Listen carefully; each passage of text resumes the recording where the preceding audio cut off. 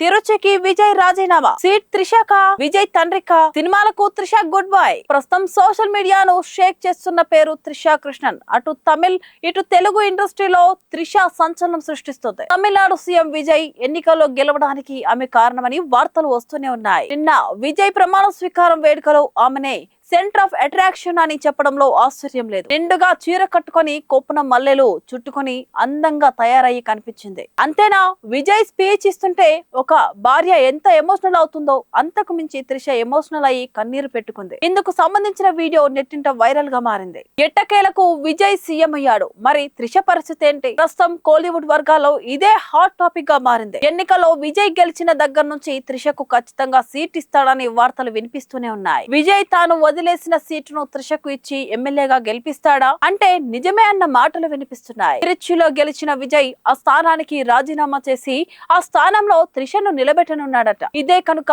జరిగితే త్రిష ప్రత్యక్ష రాజకీయాల్లోకి రావడం ఖాయం. రాజకీయాల్లోకి రావడం త్రిష చిన్నప్పటి నుంచి కంటున్న కల. కానీ ఇక్కడ ఒక ట్విస్ట్ ఉంది. విజయ్ తండ్రి కూడా ఈ సీటు కోసమే విజయ్ ని అడిగినట్టుగా సమాచారం ఉంది. ఇప్పుడు విజయ్ ఏం చేస్తాడో అనేది చూడాలి. అయితే 10 ఏళ్ల క్రితమే ఆమె సీఎం అవుతాను అని ఎంతో కాన్ఫిడెంట్ గా చెప్పింది. ఇప్పుడు విజయ్ ఎలాగూ తోడున్నాడు. అందుతున్న సమాచారం ప్రకారం ఇక నుంచి త్రిష ఎక్కువ రాజకీయాల మీదనే ఫోకస్ చేయనుందని తెలుస్తోంది. సినిమాలకు ఫుల్ స్టాప్ పెట్టేసి పూర్తిగా ప్రజాసేవకే అంకితం అవ్వాలని చూస్తుందట. ఎలాగూ త్రిష కొన్నాళ్ళుగా పరాజయాలనే చవి చూస్తూ వస్తుంది. ప్రస్తుతం అమ్మడి చేతిలో ఉన్నవి 2 సినిమాలు. తెలుగులో విశ్వంబర, తమిళ్లో కరుప్పు. ఈ సినిమానే తెలుగులో వీరభద్రుడిగా రిలీజ్ చేస్తున్నారు. మే 14న ఈ సినిమా రిలీజ్ కానుంది. ఒకవేళ సినిమాలో త్రిష కొనసాగాలి అంటే ఖచ్చితంగా ఆమెకు ఒక మంచి హిట్ అనేది చాలా అవసరం. చూడాలి ఆ సీట్ త్రిషక, విజయ్ తండ్రిక అనేది వేచి చూడాలి. ఇలాంటి మరిన్ని అప్డేట్స్ కోసం మన స్టూడియో 1 న్యూస్ ఛానల్ ని ఫాలో అవ్వండి.